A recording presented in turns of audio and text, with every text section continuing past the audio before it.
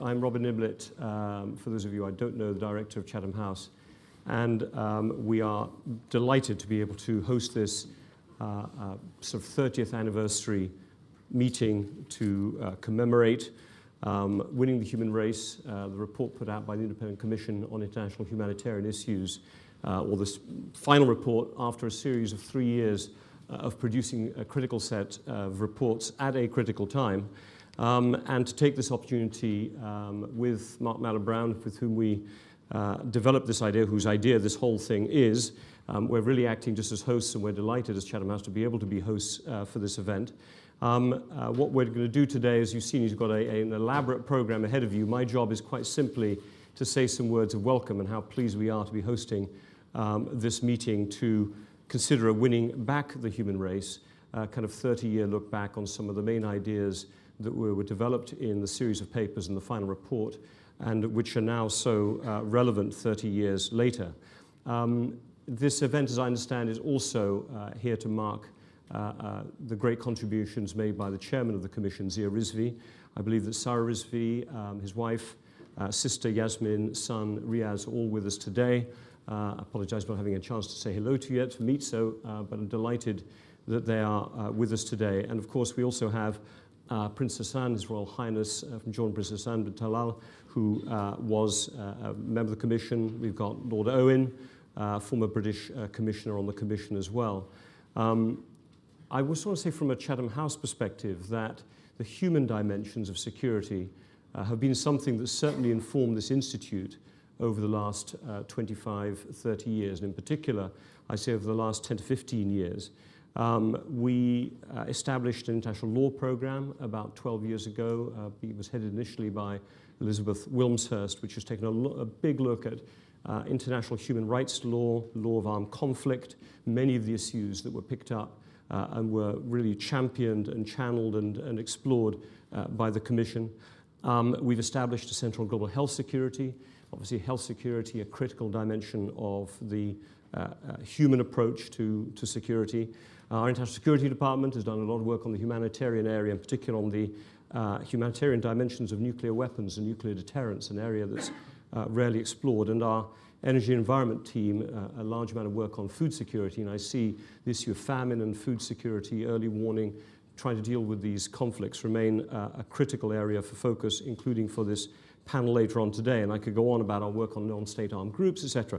The point being that I think the themes that were developed over that period through the course of the Commission's work were hugely important. They've informed and driven, I think, a lot of the research of many institutions, not just ours, but many around the world since then. I don't want to spend too long then setting up this conference by saying that things aren't great on the humanitarian front compared to 30 years ago. But you all know much better than I do the extent to which the themes that were raised, the issues that were championed, remain as sadly as relevant, if not even more pressing today. The relative loss of the United States as a champion of many of the humanitarian imperatives, at least temporarily, or at least through the statements of parts of the current administration, certainly mean that we've entered a more competitive phase in international relations. What seems tragic to me as the director of Chatham House of that more competitive space is now leaving room for competition between governments principally, and that the humanitarian dimension of security has been pushed to one side. And you have plenty of examples from Syria to Yemen standing absolutely right foursquare before us. The tragic events currently in Myanmar and Burma, the setting to one side of responsibility to protect, one of the great achievements that I think flowed as well from this Commission. So the big challenge for this conference, I think, is to reassert some of the mission, the drive, the principles that drove the Commission. And we are delighted to be able to act, at least physically, as the host of this event that Mark and his team and Camilla and so on, who you will thank in a minute, have pulled together. So I'm not going to do more than that. I want to hand over to Mark Malloch-Brown, who's going to introduce the opening speaker, Mark Lowcock, in a minute. But Mark, I'll let you do that. And thank you very much for bringing this 30th anniversary event here to Chatham House. We're delighted to be able to host it. Over to you.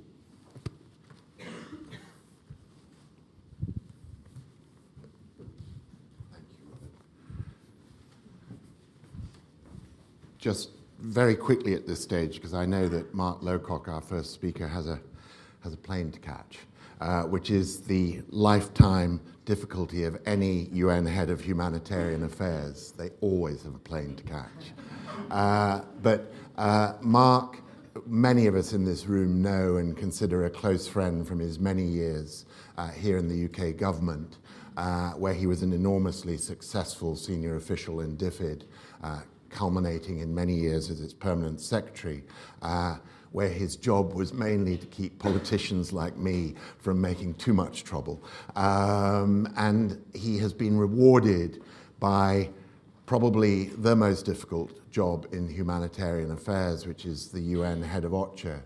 But reward actually it is, because if there is any sort of official head of the humanitarian system in the world today, it is the Undersecretary General for Humanitarian Affairs, the Emergency Relief Coordinator. And it is therefore with great pleasure that I introduce, as I say, our old friend and colleague, Sir Mark Lowcock.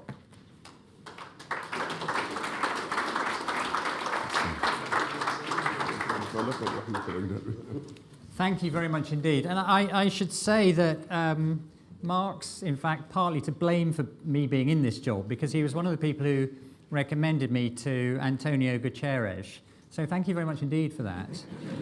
I'm really thrilled to be here, especially with Lord Owen, His Royal Highness, Baroness de Souza, and all of you. And I'm also pleased to be here in commemoration of Zia Rizvi and the important work he did as part of the Independent Commission on International Humanitarian Issues. And I'm delighted to be back in London. I had the opportunity yesterday to meet Penny Mordaunt, the new International Development Secretary, who I think is going to be a fantastic Secretary of State for DFID, both on development and on humanitarian issues.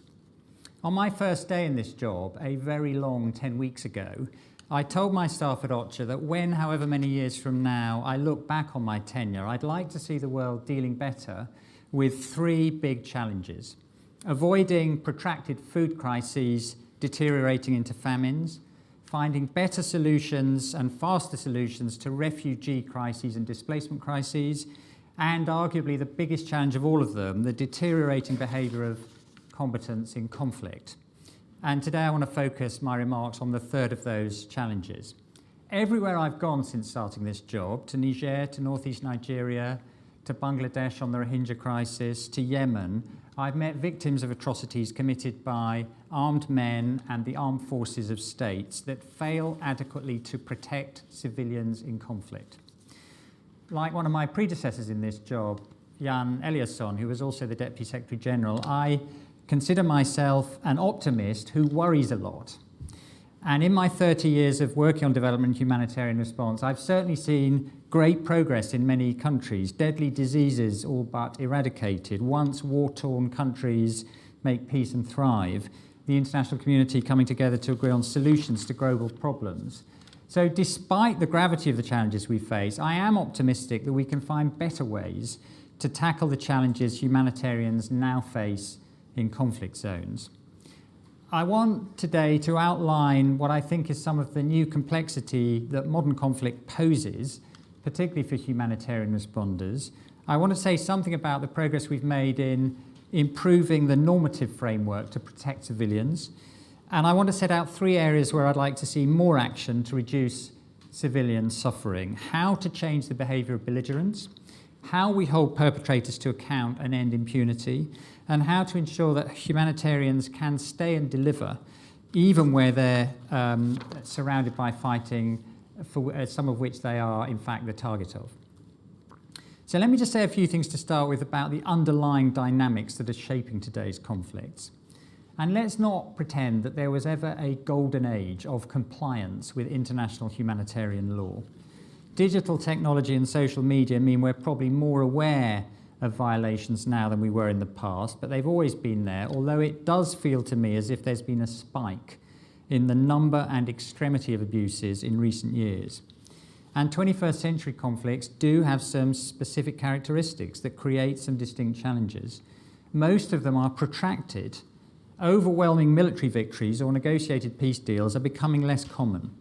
As the war economy becomes lucrative for fighters, peace becomes a less attractive proposition.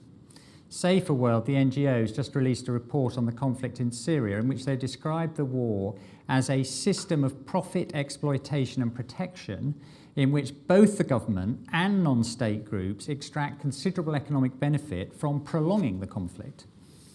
As conflicts endure, fighting parties become increasingly factionalized, creating an intricate web of groups with whom access must be negotiated group by group.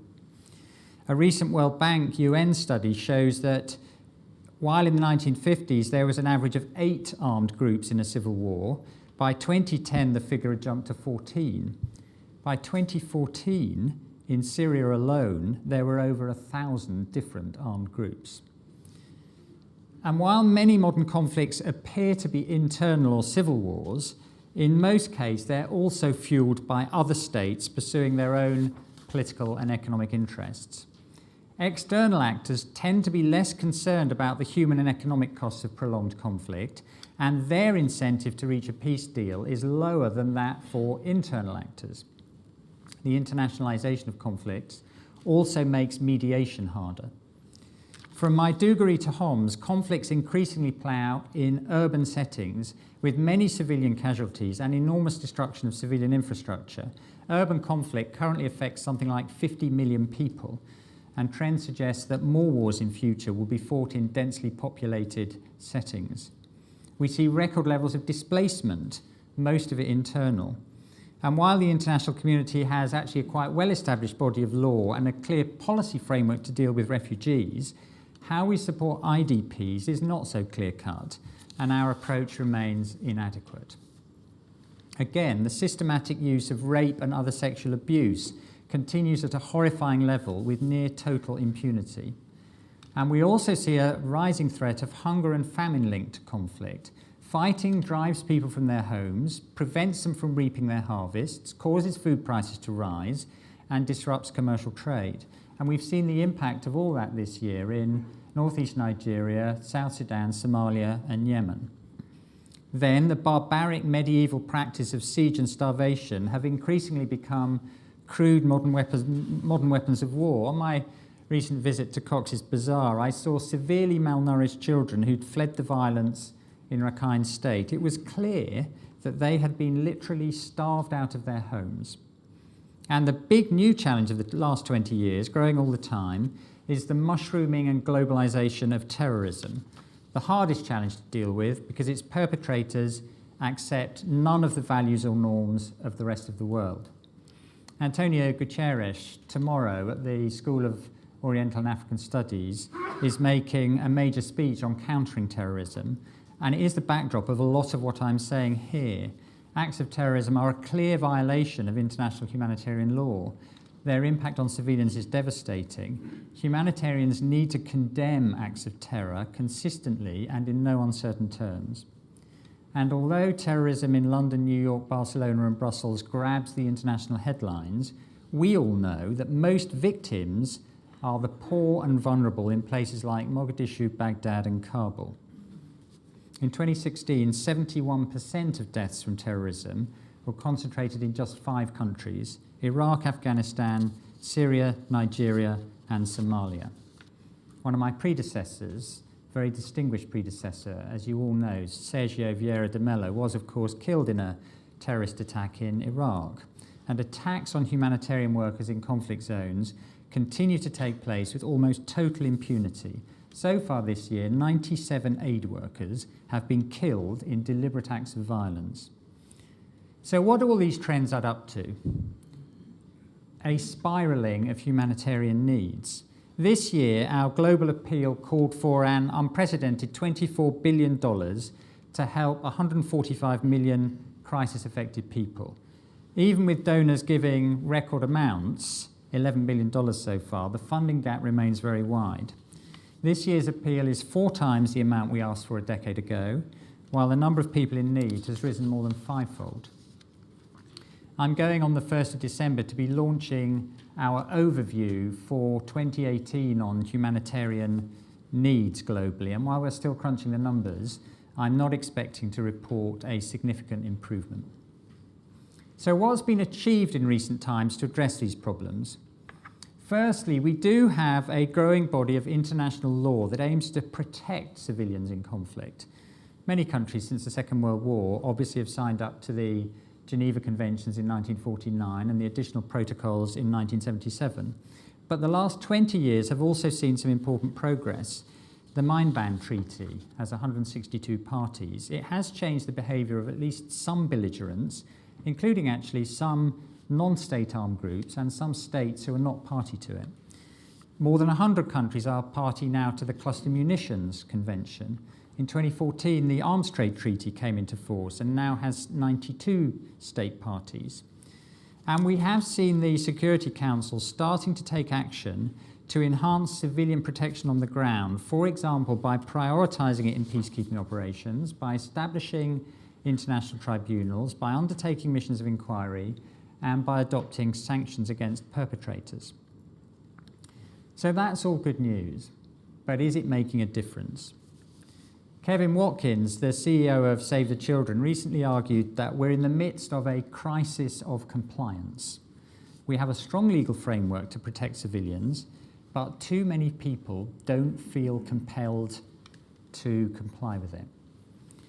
Better compliance first means changing the behaviour of parties to conflict, both states and non-state groups.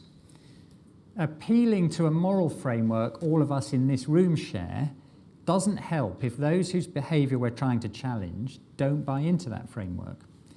Fortunately, there is an emerging body of knowledge on effective ways to change the behaviour of combatants. We're learning that fighters are more likely to commit crimes if they think they either won't be seen, or won't be caught, or won't be punished.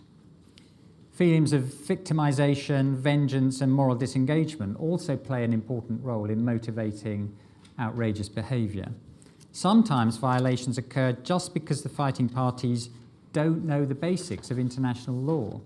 Research by the NGO Geneva Call indicates that many armed groups just don't have enough knowledge of IHL to meaningfully negotiate humanitarian access with aid groups. And the ICRC and Geneva Call have shown that encouraging armed groups to adopt internal codes of conduct or to make unilateral declarations committing to agreed behaviour can in fact have a powerful self-disciplining effect. Those negotiating with belligerents need to use the right kind of carrots, including showing the benefits of compliance, such as legitimacy or a seat at the negotiating table, and the right kind of sticks, be they sanctions, the threat of tribunals, or other measures. Helping belligerents understand how complying with the rules of war can be strategically advantageous to them sometimes works as well, as case studies in Colombia and the Philippines have shown.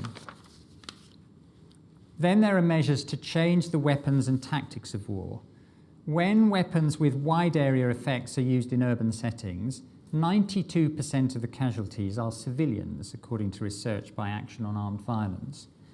But there are some instances where we're seeing some progress on that. For example, in Afghanistan, the International Security Assistance Force and US military have been trying to reduce impacts on civilians by changing weapon choice, changing military tactics, and improving casualty tracking, and that is having some positive effects.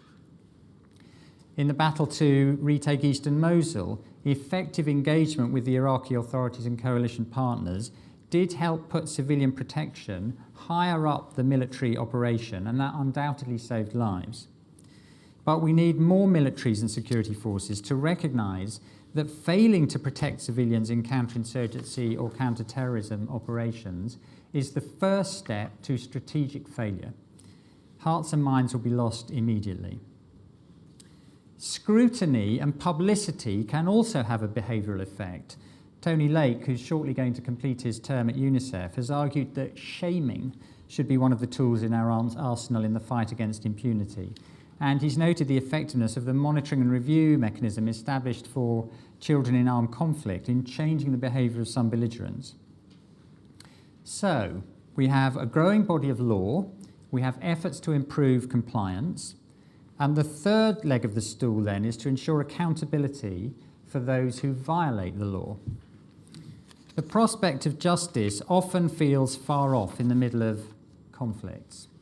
Visiting Bosnia as a young official between 1992 and 1994, and seeing the impact of the behaviour of Slobodan Milosevic and Ratko Mladic and Radovan Karadzic and others like them certainly left me wondering about accountability and impunity. And that didn't change after the Dayton Accords were signed in Paris in December 1995, bringing the fighting effectively to an end. Lord Owen will remember all that better than I do. But of course, Mr. Milosevic died in a prison cell in 2006. Mr. Mladic went on trial in 2012, and Mr. Karadzic, after nearly a decade of living in The Hague, began his sentence for war crimes and genocide last year. So the international arm of the law may not always move very fast, but it turns out to be quite long. The International Criminal Court in its pre-trial chambers has publicly indicted 41 people. 7 of them are in detention.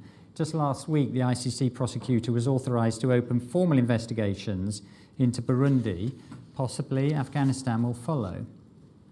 So I think it's too early to reach conclusions about accountability and redress in respect of today's conflicts and the wide range and large scale of horrific atrocities they encompass.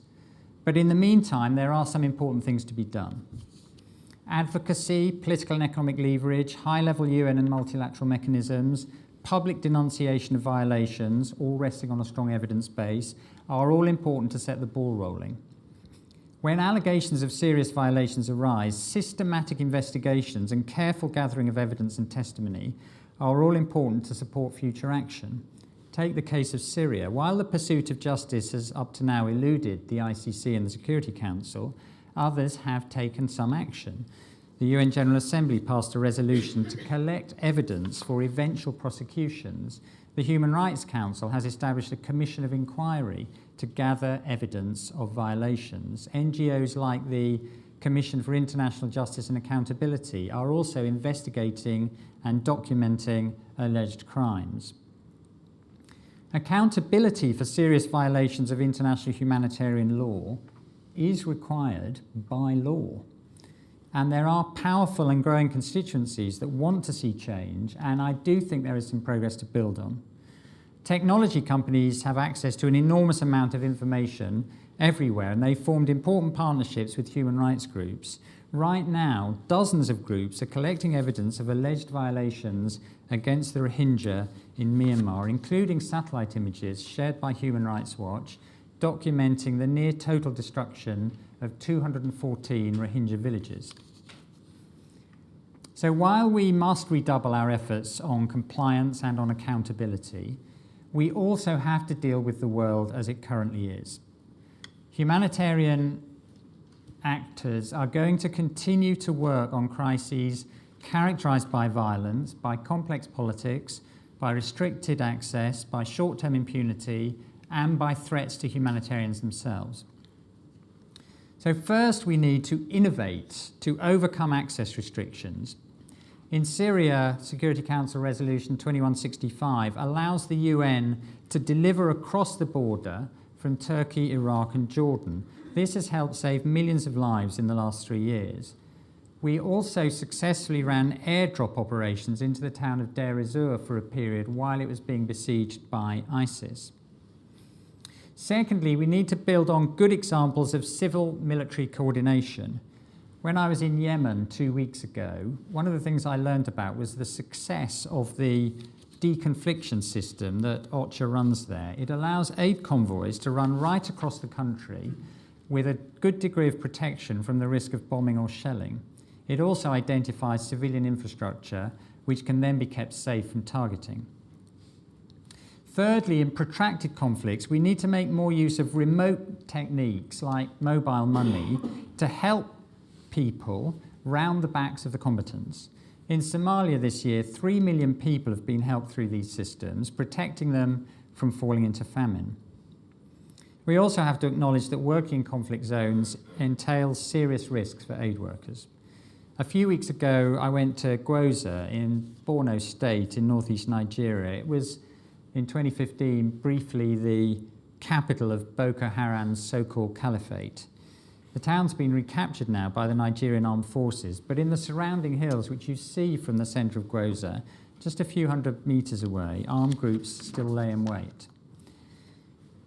Criminality is also a major factor in attacks on aid workers. In the Central African Republic, for example, humanitarians are seen as having access to resources, and given the complete absence of rule of law, often by dint of that, become a target of theft and associated violence. There are some interesting examples of innovation to protect humanitarians from these things. In northeast Syria, for example, there are quite impressive examples of the use of secure monitoring using actually mystery shopper techniques where unidentified people can monitor aid and ensure it's not diverted into the hands of armed groups. Remote satellite monitoring in Yemen allows us to understand better how projects are being implemented without exposing staff to the same levels of risk. And the increasing use experimentally of drones to deliver packages where it's too dangerous to deliver by truck are another useful innovation which I think we can build on. I'm going to wrap up, but I want to leave you with a final request. We're all outraged by the images from conflict zones that go viral. Malnourished children in Bangladesh, the little boy Omran Daknish, covered in dust in the back of an ambulance in Aleppo, Alan Kurdi washed up on a beach in Turkey, the Chibok girls. But beyond outrage, we also need solutions, better ways to reach those most in need and to try to keep them safe. And we need a multidisciplinary approach. Political scientists, behavioral economists, science and technology experts, military practitioners, lawyers, and human rights specialists. So my basic plea is, please let's not be defeated by the obstacles. Let's collaborate to surmount them. Thank you very much indeed.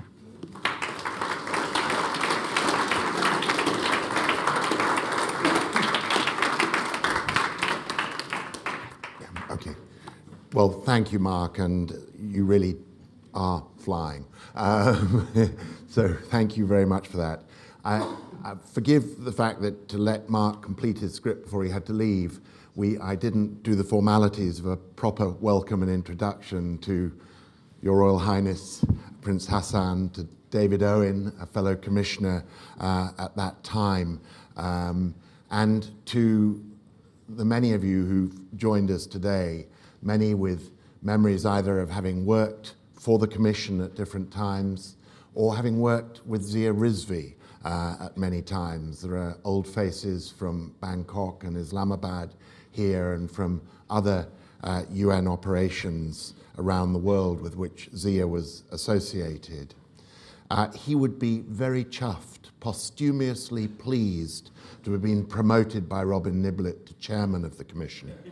But he had to make do with just Secretary General, although as we joked last night, he was a man who we always expected to be Secretary General, just not of this Commission. And let me also, there will be a chance later in the day for fuller thanks, but I do just want to single out Martin Barber because Robin very kindly attributed this idea to me, but it's better attributed to Martin, who was my boss in Thailand. And going back all those days, it's always the case, he did the work and the thinking, and I somehow got the limelight. This morning is no different. But, you know, with that, if I could just invite Prince Hassan and David Owen to join me here on stage, and I will then introduce the first session a little more formally.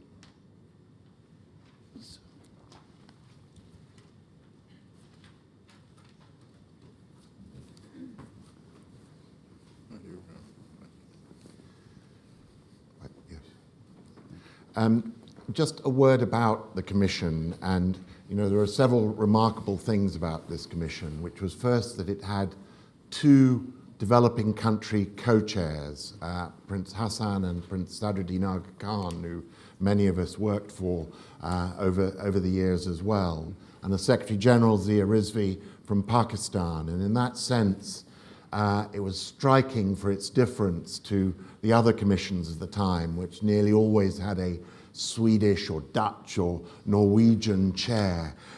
This was, in a sense, symbolically, the developing world taking responsibility for its issues, the issues of humanitarian displacement and war, and of food security and the many other issues that the Commission dealt with.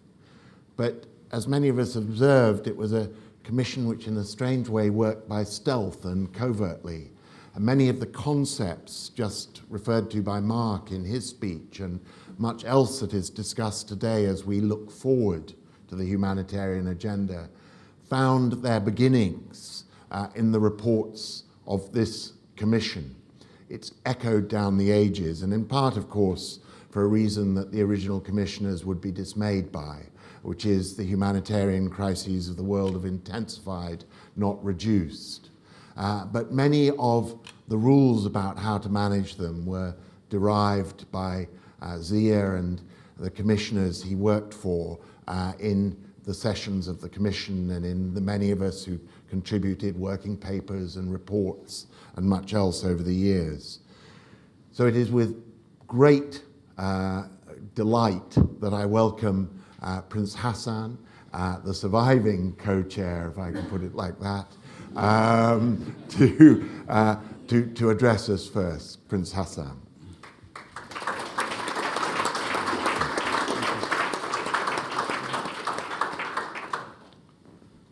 Ladies and gentlemen, if I'm going to inspire you at the end of this day to recommend that we continue searching for a new international humanitarian order, I'd better do more than surviving.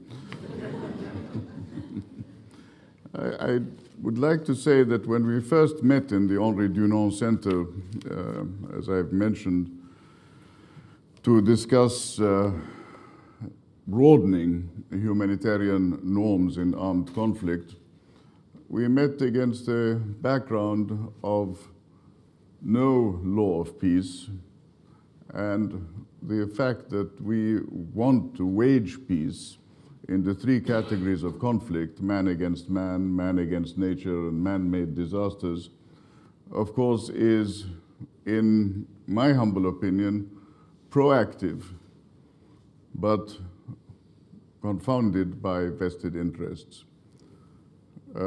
Mark spoke earlier, before he left us, Lowcock that is, of the importance of the Security Council, to which he referred on more than one occasion. And having spoken to successive Secretaries General, not the title that was given to our dear departed Al-Marhum Zia Rizvi, but the title that I think he was very well equipped to ascend to. But the Secretaries Generals of the United Nations from the early 70s onward, I asked them all, is there any intention of providing the hottest region in the world with a conflict prevention center, a conflict anticipation center? And the answer was always asked the Security Council. Well, the Security Council, as you well know, is in a sense moribund. The Military Staff Committee of the Security Council never meets. The proxies that we're told are proliferating in our part of the world are generally, I recognize a former ambassador, permanent representative of Great Britain to the Security Council, but I want to say that generally these proxies are doing very well on the basis of Security Council members playing politics in our benighted region. Of the percentage of refugees in the world today, Muslims represent 80% of refugees. We're told that there are 65, 66 million refugees in the world. And I like to think this is not only because Muslims are so objectionable, but you know, I have to recount to you a story that the other day I was speaking to I think it was a Swiss national, and she said to me, excuse me, are you really an Arab Muslim? And I said, yes, but why the embarrassment in your voice? She said, because you're normal. So against the stigmata of the ugly Arab and the ugly Muslim, I have to remind you, by the way, that Arabs are only 16% of the whole Muslim world. But when we speak of abstracts such as elemental disasters, elemental man-made disasters, Of course, we have to recognize the importance of doing what we can, as we are trying to do on the border today within Iraq and Iran, I suspect, as we have tried to do in Bam in Iran, as we have tried to do in so many different disasters, earthquakes, tidal waves, floods, volcanic eruptions, and landslides. Tiny Jordan has been there, and one of the reasons why is because we are surrounded by 5 neighbors. Shimon Peres said, we're surrounded by enemies. And I said to him, you think you have problems? We're surrounded by friends. So trying to burnish our humanitarian credentials was not an option, a thought. It was actually a commitment. And in terms of that meeting in the Henri Dunant Center and that call for crisis prevention, I want to say that for good reason. I personally, in my short life, have faced refugee crises in 1967.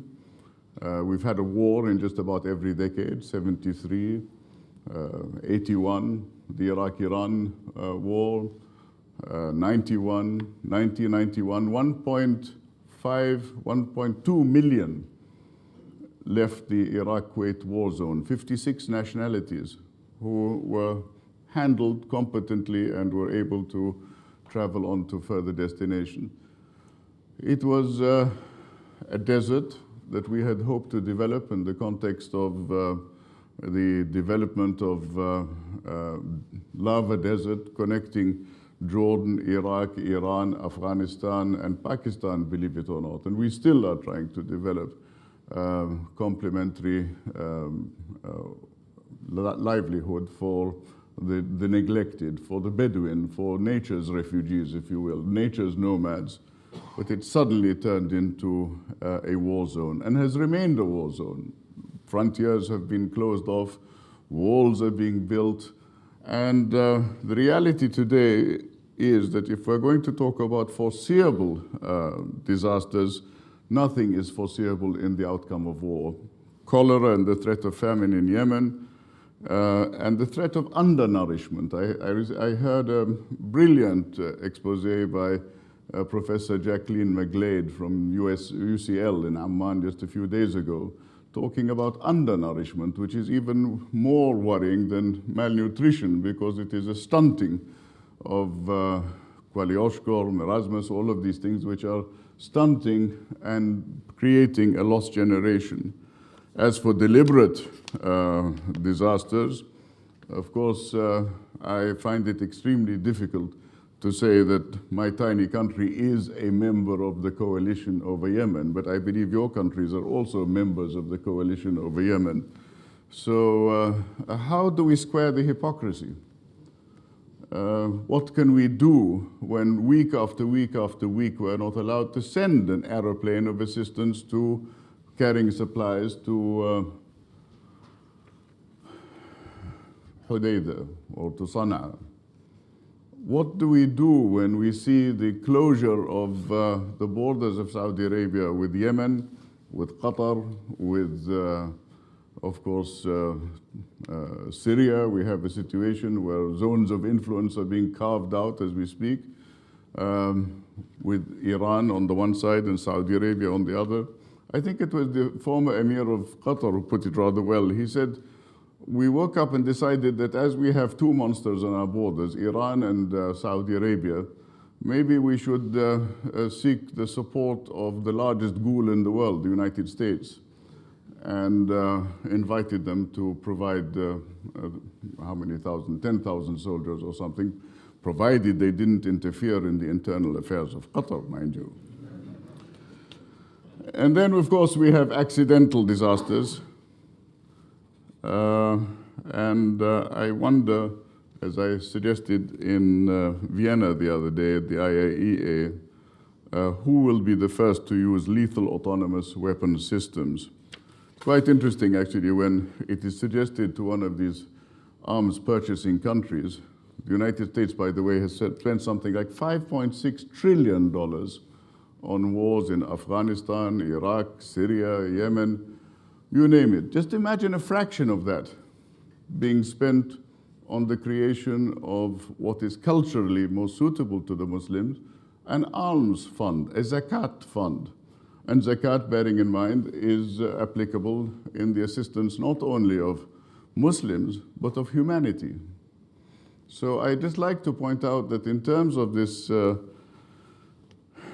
creation of post-war regional institutions, a Bank for Reconstruction and Development, we do not think institutionally, and nobody is proposing to us that we think institutionally. Nobody is suggesting that our region should actually work very hard in developing an economic and social council that will meet every quarter of every half of every year and send authentic recommendations from the region to the international community.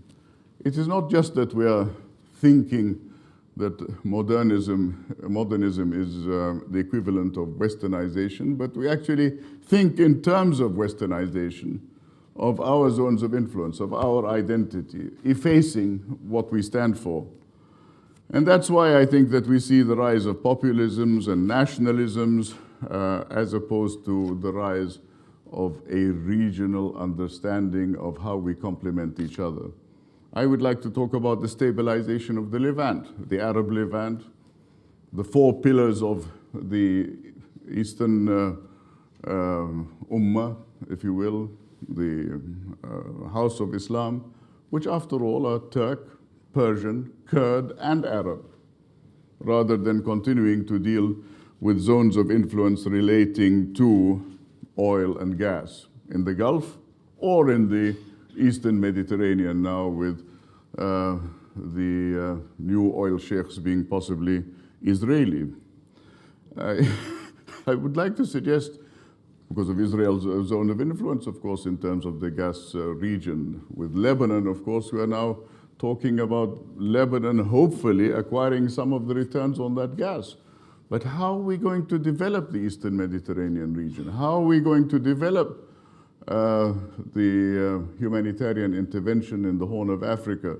Maybe Mark Lowcock should have mentioned that in Somaliland, the United Nations finds it very difficult to enter at all, simply because Somaliland does not have a flag in the United Nations. It is not recognized as such.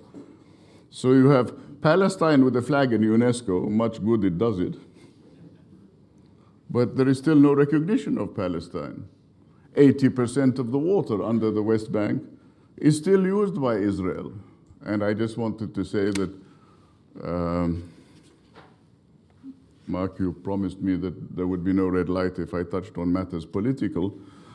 But I'd just like to point out that the individual Israeli still consumes over 350 or 300 certainly liters of water a day, whereas the individual Arab consumes something like 70 liters of water a day. So if we're talking about humanitarianism on the basis of new constructs, I wonder if we can not now recognize the importance of moving from the I and the you, I and the other, what I call binary pathology, dealing with the other, cherry picking, my friend is Israel, or my friend is Iran, or my friend is Saudi Arabia, in this very, very inflamed situation, and beginning to talk about regional stability. No state, ladies and gentlemen, can solve its water problems in our region in and of its own. I've served with the Global High-Level Panel, most recently presented the report in Geneva with Danilo Turk, the former Prime Minister of Slovenia, and we have presented the caveats about continuing to mismanage water in a study entitled A Matter of Survival to the Security Council, who I must say were gracious enough to host us for a discussion on one word, water. Maybe by elevating the character of these disasters, we can move to something more important. But what's crucial in this whole exercise, I think, is to remember that we are not important. All of us. What is important are the people who are suffering out there. We talk about vulnerable people. President of the United States talks about the importance of the workers back home. Everything he does is for the workers. Well, with all due respect to his workers, our human beings are also worthy of anthropolicy, policy where people matter. So I would like to suggest to you that postmodernism is actually one of the worst things that could have happened to our democracy, if I may put it that way. I would like to suggest to you that in enabling and empowering, as we said in the legal empowerment of the poor, the commission of that name, making the law work for everyone, is what I spoke about in Sharm el-Sheikh just a few days ago. But then it occurred to me that many of the autocratic rulers participating, and maybe they were all autocratic, don't actually want to evolve citizenship, because citizenship means that the bottom of the power pyramid might actually participate in seeking shares of that particular cake. But the fact that governance has fallen on its face, that the judiciary, the legislature, and the executive in most of our countries are remote from what is happening to the man in the street, is compounded by the fact that a country like mine is hosting 48 nationalities. And yet we still have to deal with the different silos of refugees, migrants, immigrants, stateless persons. UNRWA, of over half a century existence, is asking for emergency relief of up to 800 million as we speak this morning. And so I ask myself, is it not time to build trust? I like this differentiation between social responsibility, socially responsible corporations, and the old CSR, corporate social responsibility. When will corporations be aware of their security concerns? If that is the only way to sell it, let's talk about security. Or is our security only to be managed by mercenaries? A message of hope in definition of humanitarianism. I think it is on faith in human nature that we built this report. And I hope it will be on faith in human nature that we can talk about prevention rather than cure, a right to humanitarian assistance, a declaration containing, if you recall, a minimum of humanitarian principles. Is that not possible? The minimum of humanitarian principles. I'm delighted to see the merger recently of natural sciences and social sciences. It was announced at the Jordan Science Forum held only a few days ago with the United States and all the great scientific nations represented. I hope that we can talk about changes of attitude. We have a problem in Jordan with 3 or 4 different versions of the curricula we're supposed to teach to Syrian refugees. Our population has exploded by 87% since the early 1990s. Opposition curriculum, government curriculum, host country curriculum. Can't we develop a generic curriculum? And this is what we're trying to do today. I thank all the NGOs who are actually, in a sense, are improving our best practice with those wonderful call centers that are interacting with people every hour of every day and developing a huge knowledge of improved governance. I think that the young are developing more effective lobbying organizations than I had ever expected, and they are, after all, the leaven of tomorrow's citizenship. I don't want to touch on famine because I know there are many of you who are better qualified than I am, but if you recall, we asked famine a man-made disaster with a question mark on the end. Today, I don't think we need to put a question mark. We can and must squarely say that famine is an act of man. Ironically, the people that are the hungriest are the people that have dedicated their lives to food production. And I know this from trying to build the nexus between water, food, and habitat. That at least is what the Red Cross call it, habitat. How to develop jobs is part of the exercise, how to enable, how to empower. But I do feel that hoes and strong arms have been replaced with guns and small arms. And I do think that the sharp increase in food prices caused by deregulation and the speculation of food prices on international markets is horrific. It increased investments in food derivatives from 3 billion to 126 billion between 2003 and 2011, in particular for staples like wheat, rice, maize, leading to sharp increases in unstable food prices, making basic staple food unaffordable for the poor. We are on a crossroad, either of exclusionism, and I mean social exclusion and access to food, or transactionalism if you play the game right.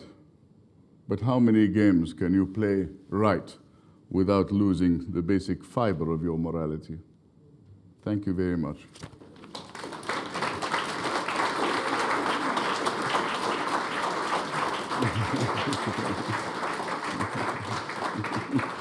Thank you. Listening to His Royal Highness, I was reminded that one thing this commission did for all of us involved in it, it was like a battery that got fully charged. And we've been sort of, the battery has been running down for the 35 years since, although I would say it's still got a healthy level of energy left in it. But I use that analogy because we all picked up ideas which we've lived with, and I think that was so eloquently described by Prince Hassan that thinking he developed then has stayed with him as a way of framing the problems of his tragic region. It's worth noting that other commissioners went on to extraordinary things too. Sadako Ogata was a sort of not terribly well-known professor in Tokyo and joined the commission, and for her, I think if she had been able to join us today, she would have confirmed it was an extraordinary journey of discovery and expansion of her thinking, and I'm sure led directly to her becoming an enormously successful High Commissioner for Refugees. David Owen, our next speaker, was already precociously successful when he became a commissioner, having been a very young British Foreign Secretary. But he too, as you'll hear, I mean, took from this commission, and so much of what he has done in the years since, you know, draws from it, I suspect, whether it was his work in former Yugoslavia or the work you're going to hear about with the Humanitas television. I have to say, David's own impact on me as a commission staffer and writer was a little bit more questionable. He seduced me into joining the Social Democratic Party, which led to something like 25 years in exile from British politics. So my UN career was entirely an exile's career brought about by my quixotic search for a Social Democratic Party seat, which drove me abroad when I failed to get it. David Owen.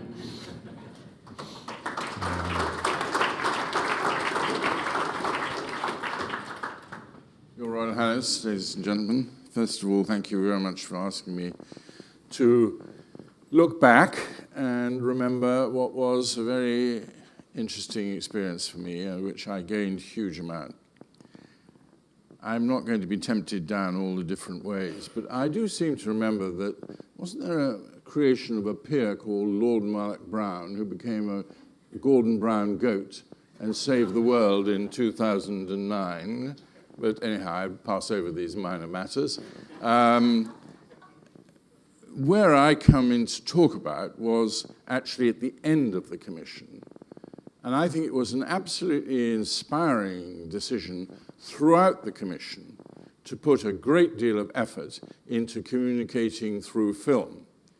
And nobody drove that project more than, indeed the entire project really, than Zia Rizvi.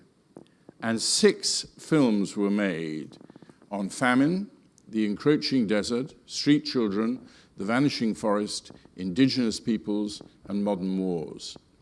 And they started to be circulated pretty soon during the Commission's activity. And I think that we were very well aware that it was no use these commissions just producing final documents, that there was a huge intellectual, informational work to be done. I just come from the Palme Commission, which was itself followed on from the Brandt Commission, and that made new ground in having 2 Russian representatives. And actually, its report had some impact on President Gorbachev, who was looking for a new program, and actually took a hell of a lot from it, but I don't think had anywhere near the global impact, if we're really now looking back on the Humanitarian Commission.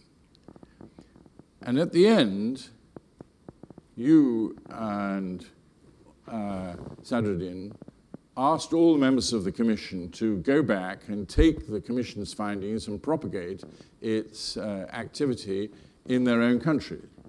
And you gifted us this fantastic word, Humanitas. And so I set up in 1989 a sort of UK Humanitas, and the Charity Commission operated, and we had 2 other trustees, Robert Skidelsky and Edward Mortimer. And it's a lovely opportunity for me for the first time since his tragic death to say what a huge influence Edward was on me, first of all writing in the FT, and then when he became speechwriter to Kofi Annan, and I think made a huge contribution to the UN. But in a little way, we 3 worked together. And one of the first things we had, fortunately, was a woman called Kathleen Newland, who many of you may know, who works in Washington as a great expert on migration. And because her husband was then the foreign editor of the FT, they were in the UK for a short time. And I managed to persuade her to take on the project of Humanitas. And so what was done was largely done by her, frankly. And what she also did was to set out on 3 further films. One was on modern warfare, one was on disasters, and one was on humanitarian intervention. Now here it has to be said, we could never have done these films of the quality they were by ourselves. We were given free by the BBC masses of film, and also Channel 4 and others, but those 2 in particular. And our task really was to edit it, and at minimal cost, therefore, push it out. And then, as chance happened, a new Discovery Channel was launched in Europe on satellite TV, and they had no content. And so these films went churning out day after day, night after night. Amazed. It's in millions of people who watched it. Now, I don't know what its effect was. Of course, this was before social media and all the new techniques. But in terms of projecting a commission's activity, this was groundbreaking. And they were brilliant films and extremely well edited by the commission staff and then by Kathleen Newland. So then we did a few other things. In 1996, we set it up in 1990. In 1996, we sponsored a book and a conference at the United Nations on preventive diplomacy, stopping wars before they start. It's one of my obsessions, is the need for preventive diplomacy. The game's up once the war started. Then you're in the quagmire and mess and all the horrors that we all lived through. And those of us who were in the former Yugoslavia, I consider it 3 years penal servitude for all the fun I'd had out of politics before.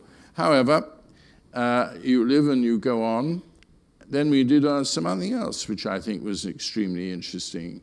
We sponsored an Openings for Peace series of lectures from the Irish Studies Institute at University of Liverpool. It just happened to be that I was then the Chancellor of the university, and we had an exceptional professor who was in charge of the institute. But this lecture series was really quite groundbreaking. The first thing is that the 3 speakers who did it over the 3-year period had to agree to speak first in Liverpool, then in Dublin, and then in Belfast within 36 hours. And the whole thing was triggered off by Jan van Zyl Slabbert, who some of you may remember, sadly died, but a Afrikaner, but a liberal. And he did a lot of good in South Africa, faced a lot of criticism and denigration, but did a lot of good. And he talked on the South African experience. And I can tell you, in Dublin Castle, listening to this person speaking about South Africa was spellbinding and brilliantly done. And a sort of, Afrikaner talking directly to the Irish and then doing it again in Belfast, also in Liverpool.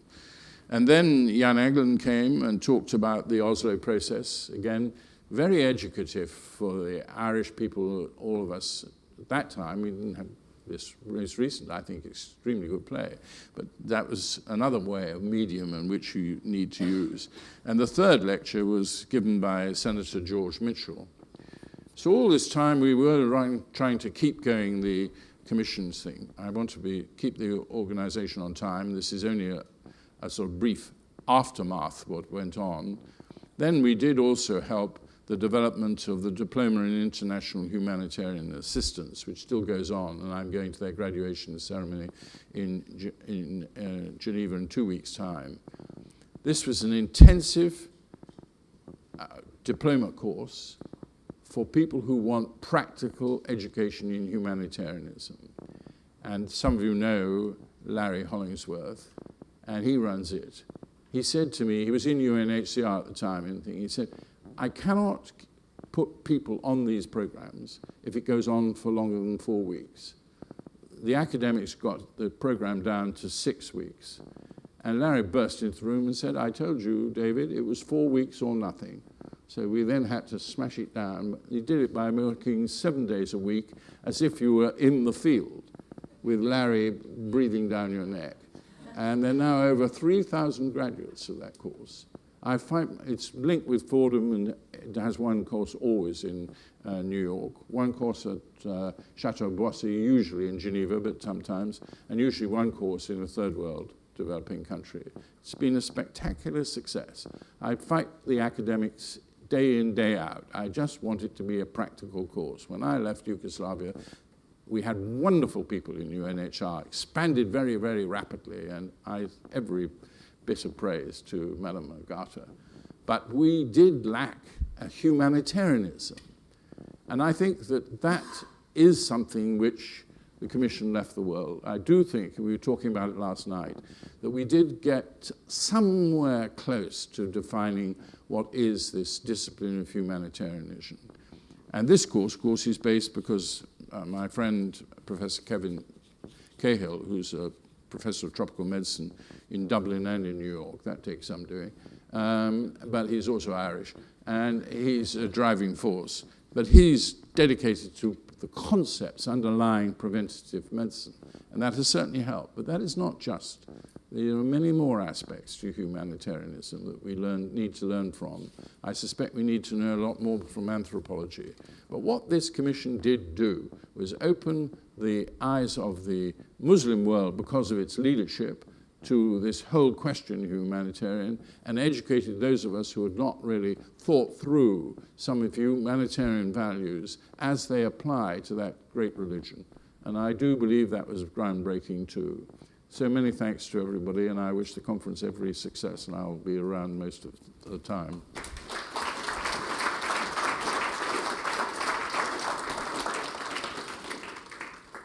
Well, David, thank you. And we're going to have both speakers are joining us at the end of the day for a session where there will be a broader chance for audience engagement. So I'm just going to take the privilege of the chair to put to each of them the same question, and then we'll break for coffee, which is really, if you think of the legacy of the Commission, could you single out, one issue, whether it is migration or the rules of war as it regards civilian or food security, or indeed street children, where you would say is your personal favorite in terms of the impact the Commission has had, Your Royal Highness? Age before beauty.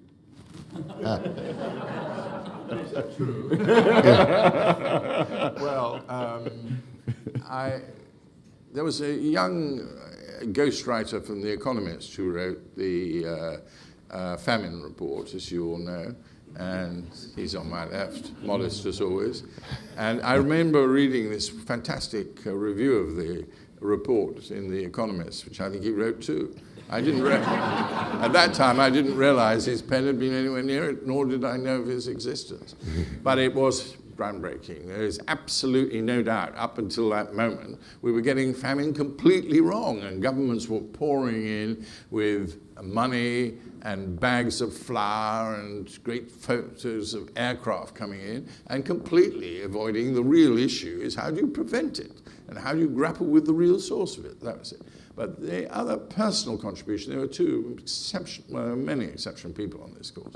I mean, Simone Veil, for example, wonderful person, a huge contribution throughout her life. But Signora Agnelli, she wrote the street children thing and went out there and really buried herself in the problems of Brazil particularly, and São Paulo and others.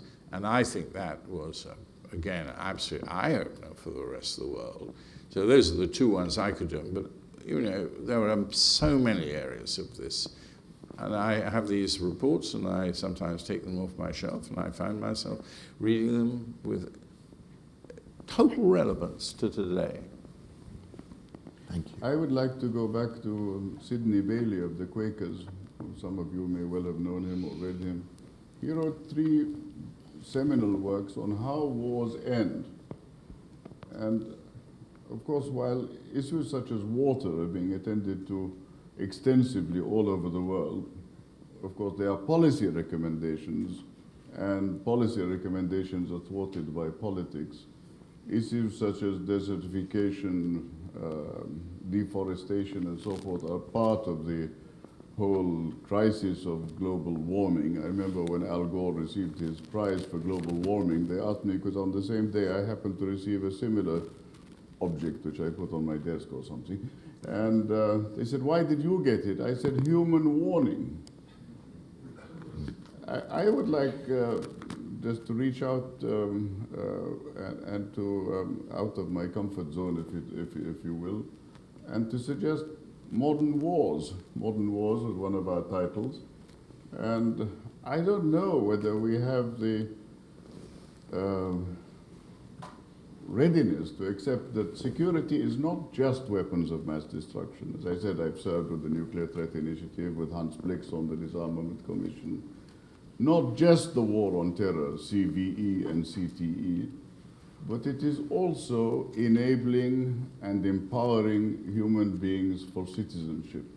And I think that the reasons for modern wars should not effectively be decided only in a last-minute crisis session of Parliament X or Y, or in the Security Council, but I think should also be understood more fully in the vulnerable regions. So I would recommend strongly that in terms of looking at how wars end, that we take it from that perspective to realize that so much of what has been visited on us in terms of the various disasters we've referred to are actually the product of man against man.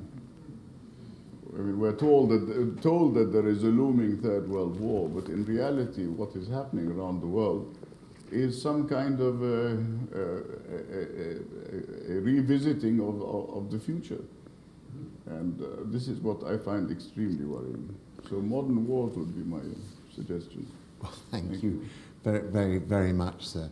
So I think a wonderful start. I do, just before breaking for coffee, just want to acknowledge again, as Robin did at the beginning, the Rizvi family who are with us, Sarah, his widow, Yasmin, his daughter, and Riaz, his son, who without whose support this seminar wouldn't be happening. He has very generously supported it both with his ideas and financially, and thank you for that, Riaz.